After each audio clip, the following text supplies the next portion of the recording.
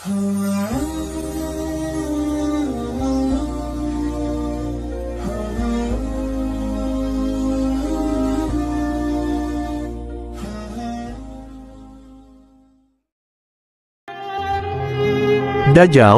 adalah seorang manusia pendusta dan penebar fitnah terbesar yang lahir dari keturunan Yahudi atau Yahuja.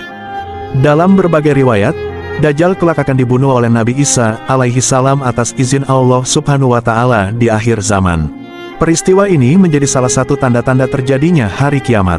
Dajjal bukan jin ataupun makhluk lain, tetapi ia manusia yang ditangguhkan ajalnya seperti halnya Nabi Isa alaihi salam. Dajjal lahir di negeri Samirah atau Samaria, negeri kecil di Palestina warisan Nabi Sulaiman. Negeri Samirah ini berasal nama seorang dari Bani Israel, Musa Samiri, pembuat berhala sapi emas. Ia pengikut Nabi Musa alaihi salam yang kemudian sesat dan merupakan tokoh kafir yang disebut dalam Al-Quran. Ayah dan ibu Dajjal itu melewati pernikahannya selama 30 tahun tanpa melahirkan satu anak pun. Kemudian lahirlah dari mereka seorang anak laki-laki yang buta sebelah matanya. Ia menjadi orang yang paling berbahaya dan paling sedikit manfaatnya bagi kedua orang tuanya dan bagi umat manusia. Kedua matanya tertidur tetapi hatinya tetap terjaga. Sementara dalam buku El-Hazaru Ay-Masik Ad-Dajjal disebutkan, Dajjal lahir dari hasil hubungan ketika ibunya sedang menstruasi, lalu terjadilah kehamilan sebagai pengaruh perbuatan iblis.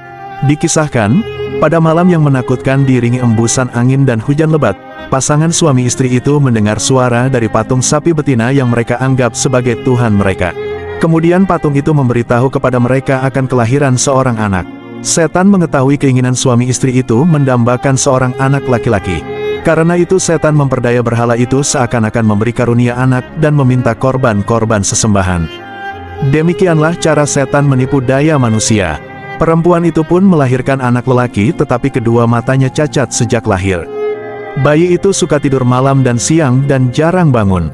Sejak kelahirannya, Dajjal tidak mau menyusui dan selalu tertidur, hingga mengakibatkan payudara ibunya mengalami pembengkakan hebat dan menimbulkan panas yang luar biasa. 2 bulan kemudian, ibunya meninggal. Ayah Dajjal berpostur tinggi, gemuk, dan memiliki hidung seperti paruh burung sedangkan ibunya berbadan gemuk. Kedua tangannya panjang dan memiliki payudara yang besar. Anak itu sangat membahayakan kedua orang tuanya dan juga umat manusia. Bukan hanya ibunya saja yang merasakan kesengsaraan, sang ayah pun demikian. Adapun kesialan yang dibawa Dajjal bagi ayahnya ialah setelah kira-kira 4 tahun, Dajjal hanya diam dan tidur saja sejak kelahirannya. Pada suatu malam anak itu bergerak merangkak seperti balita. Ia berjalan ke arah patung-patung berhala, kemudian tidur di sisi patung itu. Sang ayah pun bangun keesokan harinya dan mendapati anaknya tertidur di pangkuan patung Tuhan mereka. Ayahnya memanggil tetangganya dan berita itu menyebar luas. Penduduk sekitar berbondong-bondong datang untuk menyaksikan hal tersebut. Kemudian hakim kota mendengar dan ingin memiliki anak itu yang dianggap dapat membawa keberkahan. Maka diutusnya mata-mata untuk membuat siasat. Maka dihadapkannyalah ayah Dajjal kepada hakim kota dan dipaksa untuk mengaku bahwa kabar berita itu adalah hasil rekayasa dirinya semata. Karena itu ayah Dajjal dipaksa untuk mengaku bahwa dirinya lah yang telah mengangkat anaknya dan menaruhnya di pangkuan patung sapi itu. Karena ayah Dajjal menyangkal tuduhan itu, ia dipenjara dan disiksa. Sementara Dajjal diambil oleh hakim dan dirawat di dalam istana. Dalam menghadapi siksa di penjara, ayah Dajjal tidak kuat sehingga ia terpaksa mengakui kebohongan itu. Setelah ia mengaku, ayah Dajjal pun diusir. Maka tinggallah ia sebatang kara karena ulah anaknya itu. Dalam keterasingannya itu, ayah Dajjal meninggal dalam penderitaannya. Setelah berada di dalam istana selama kira-kira 1 tahun 1 bulan, negeri Samiri dilanda bencana dahsyat. Allah subhanahu wa ta'ala memusnahkan negeri itu karena perbuatan penduduknya menyembah berhala dan maksiat yang melampaui batas. Kemudian Allah memerintahkan Jibril menyelamatkan anak itu dan membawanya ke sebuah pulau terpencil yang terletak di tengah-tengah lautan luas yang disebut Laut Yaman.